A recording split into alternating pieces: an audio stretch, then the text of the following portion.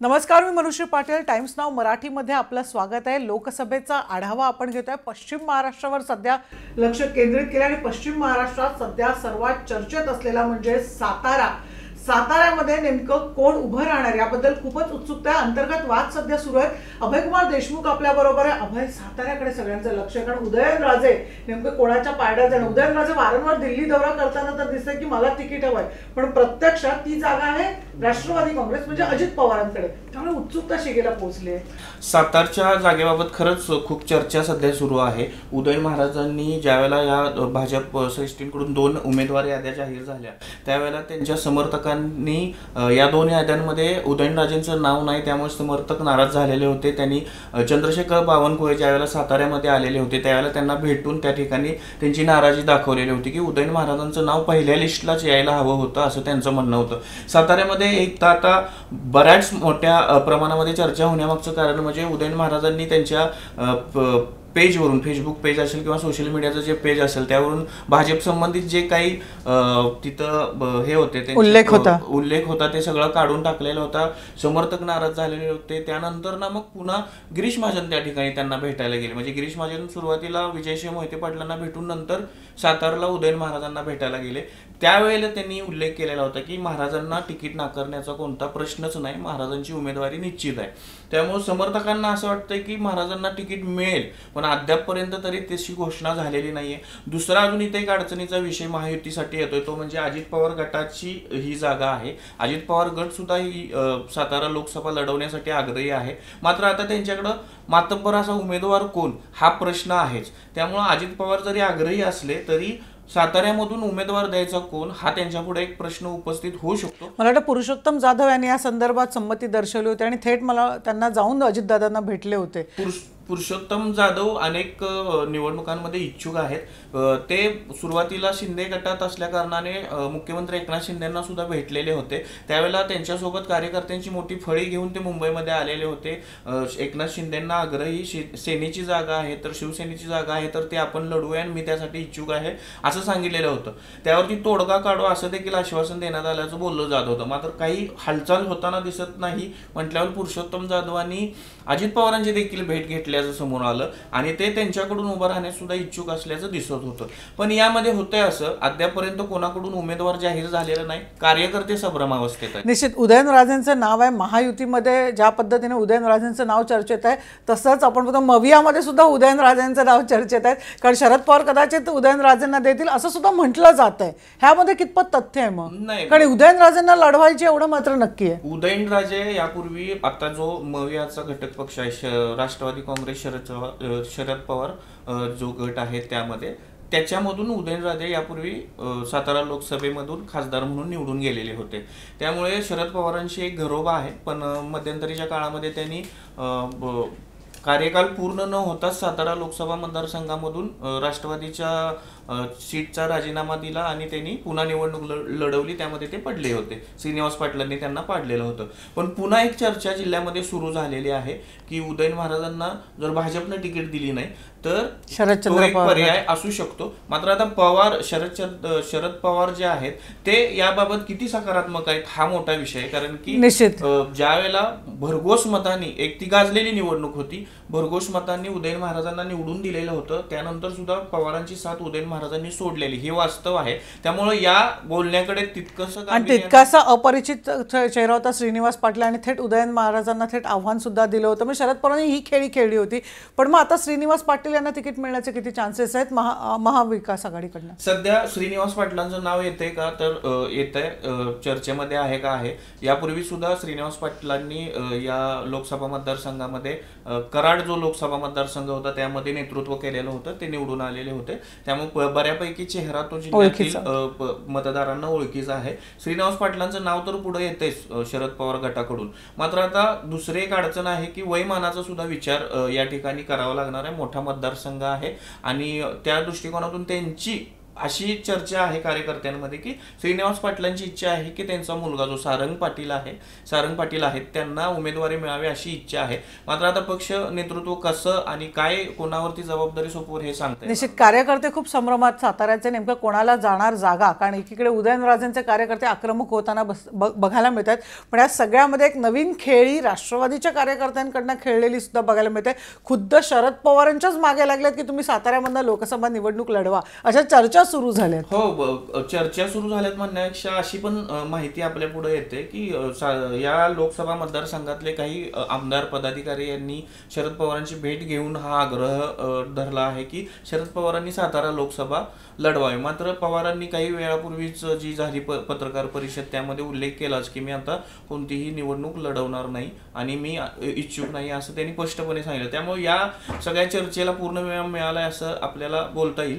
पण असं असलं तरी राजकारणामध्ये कधी काय होईल याचा आपल्याला काहीच सांगता येत नाही. कधी कोणतं गणित ठरेल आणि कधी कोणतं समीकरण ठरेल हे आपल्याला सांगता येत नाही. 2019 नंतर सगळं जवळून निघालेलं आहे. बोललं जातं की पवार जे बोलतात त्याच्या नेमकं उलट घ्यायचं असं बऱ्याचशी चर्चा अशी होती. त्यामुळे मी लढवणार नाही म्हटले म्हणजे लढवू शकतील असं, किंवा कार्यकर्त्यांच्या आग्रहापोटी सुद्धा लढतील शकतील आणि लढवू शकतील, काही सांगता येत नाही. पण ह्या सगळ्यामध्ये एकीकडे उदयनराजेंची चर्चा सुरू आहे, म्हणजे उदयनराजेचं महायुतीमधनं चर्चा सुरू आहे, मवियाकडनं कोण लढणार हा अजूनही प्रश्नच आहे. पण या सगळ्यामध्ये दबक्या आवाजात कोणीना पृथ्वीराज चव्हाण यांचं सुद्धा नाव येत आहे. चर्चा ही या लोकसभा मतदारसंघामध्ये पृथ्वीराज चव्हाणांची आहे का, तर आहे. पृथ्वीराज चव्हाणांनी या लोकसभा मतदारसंघाचं नेतृत्व केलंय का, केलंय.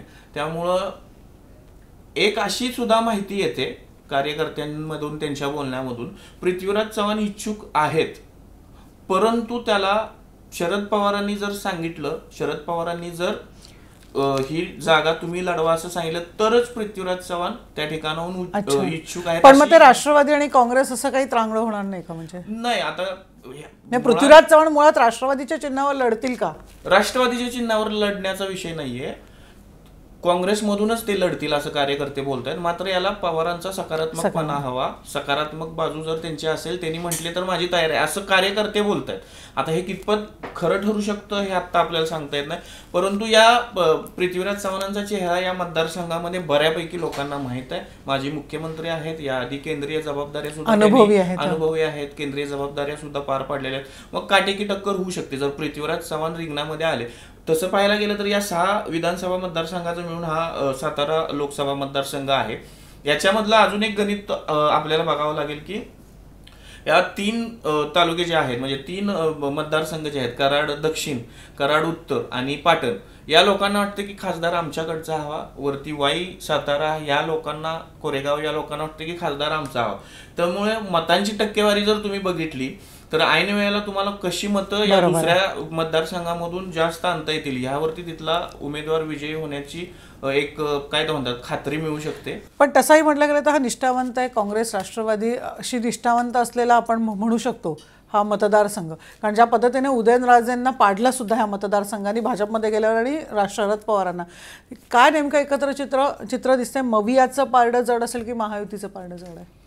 तुम्ही जो म्हणताय निष्ठावंत लोक आहेत या जिल्ह्यामध्ये, पण ते गणित बदललंय आता पूर्णपणे. या जिल्ह्यावरती काँग्रेसचं वर्चस्व होतं का? सुरुवातीला काँग्रेसचं वर्चस्व होतं. त्यानंतर शरद पवारांनी ज्यावेळेला सवता सोबा मांडलेला होता त्यावेळेला अनेक मोठे मोठे नेते शरद पवारांसोबत गेलेले होते. अनेक संस्थांवरती राष्ट्रवादी म्हणजे पवारांची जी शरद पवारांची राष्ट्रवादी आहे त्याचं वर्चस्व होतं.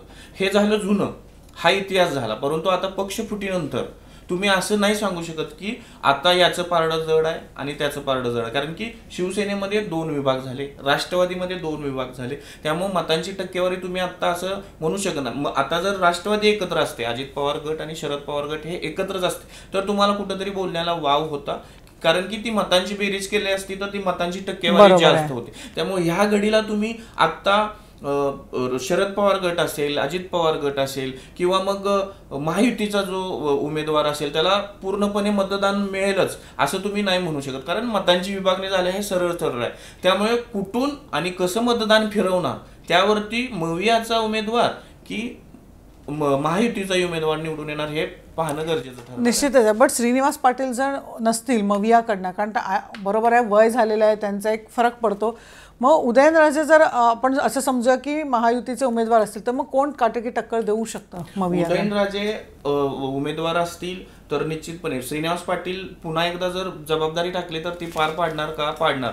मग ही काटेकी टक्कर अशी येऊ शकते. म्हणजे श्रीनिवास पाटीलांना जरी उमेदवारी मिळाली आणि उदयनराजे जरी उभे राहिले तरी सुद्धा ही काट्याची टक्कर होऊ शकते, कारण की दोन्हीही दिग्गज नेते आहेत. दोघांचाही मतदारसंघामध्ये वावर आहे, मतदारसंघाला या नेत्यांबद्दल माहिती आहे, त्यामुळे ही काटेकी टक्कर होऊ शकते. पण आता श्रीनिवास पाटलांनी टक्कर द्यायच्या आधी जर दुसरा उमेदवार, म्हणजे श्रीनिवास पाटलांना उमेदवारी न देता दुसरा उमेदवार दिला आणि उदयन महाराज उभे राहिले तर मात्र मग त्या ठिकाणी अटीतटीची लढत होऊ शकते. अटीतटीची लढत होईल का नाही हे मोठा प्रश्नचिन्ह आहे. कारण की जी नावं पुढे आलीत या मागच्या काळामध्ये, मग सारंग पाटील असतील, मग राष्ट्रवादी गटाकडे असलेले मकरंद पाटलांचे भाऊ नितीन पाटील असतील किंवा मग पुरुषोत्तम जाधव असतील, ही नावं जी आहेत ते ठराविक विभागापुरती, ठराविक मतदारसंघापुरती आहेत, मर्यादित. सर्वसमावेशक 6 मतदारसंघामध्ये जाऊन, विधानसभेच्या 6 मतदारसंघामध्ये जाऊन जो चेहरा आता बघितला जातो किंवा आपण ज्याच्यावरती बोलू शकतो तो चेहरा म्हणजे एक श्रीनिवास पाटील. पण मग हे एकंदर सगळं चित्र बघता असं दिसून येत आहे की हा सगळा संपूर्ण मतदारसंघामध्ये एकीकडे अजित पवार जे महायुतीमधनं आणि दुसरीकडे शरद पवार मवियामधनं, तेच कोण आहे ते उमेदवार ठरवतील, त्यांच्या हातात सगळी सूत्र आहेत. म्हणजे हो, आता उमेदवार जोपर्यंत ठरत नाही तोपर्यंत या मतदारसंघामध्ये कशी समीकरणं जुळणार आहेत हे आत्ता सांगता येणार नाही. कारण की जर बघायचं झालं तर जर आमदारांची या 6 मतदारसंघामध्ये आमदारांची संख्या तुम्ही पाहिली तर 2, शिंदे गट शिवसेनेचे 2, काँग्रेसचे 2, काँग्रेसचा 1, अशी विभागणी आहे. त्यामुळे टक्केवारीत विभागणी होणार का मतांच्या? तर होणार. पण आता 2च उमेदवार मिळाले, तिसरा अपक्ष आला नाही. तिसरा अपक्ष आला तरी गणित इच्छुकांची संख्या सुद्धा मोठ्या प्रमाणात आहे आणि अपक्ष अर्ज आला तरी यांची गणित बदलणार आहेत. ज्या उमेदवाराला तुम्ही तिकीट देणार आहात त्याला त्याच पक्षातील जे इतर पदाधिकारी किंवा जे काही विद्यमान सदस्य असतील वेगवेगळ्या संस्थांवरचे, ते मदत करतील का? तो उमेदवार मुळात संपूर्ण महाराष्ट्रात जशी स्थिती बघायला मिळते ती सातारामध्ये सुद्धा बघायला मिळतात. अजूनही तिकीट वाटप जाहीर झाले नाही, चर्चांवर चर्चा सुरू, आणि ह्या जागेची मात्र चर्चा अगदी जोरात सुरू आहे. उदयनराजे नेमकं कुठनं लढवणार, उदयनराजे लढवणार की नाही, किंवा श्रीनिवास पाटील उभे राहणार का? खूप खूप खूप राजकीय गणित आहे. प्रत्येक अपडेट्स आम्ही तुमच्यापर्यंत पोहोचवणार आहोत. पण धन्यवाद सध्या अभय या सगळ्या माहितीबद्दल. सध्या इथेच थांबूया आणि इतरही मतदारसंघाचा आढावा आपण असंच घेत राहणार आहोत. पाहत राहा marathitimes.now.com. बेल आयकॉन प्रेस करायला विसरू नका. पाहत राहा marathitimes.now.com.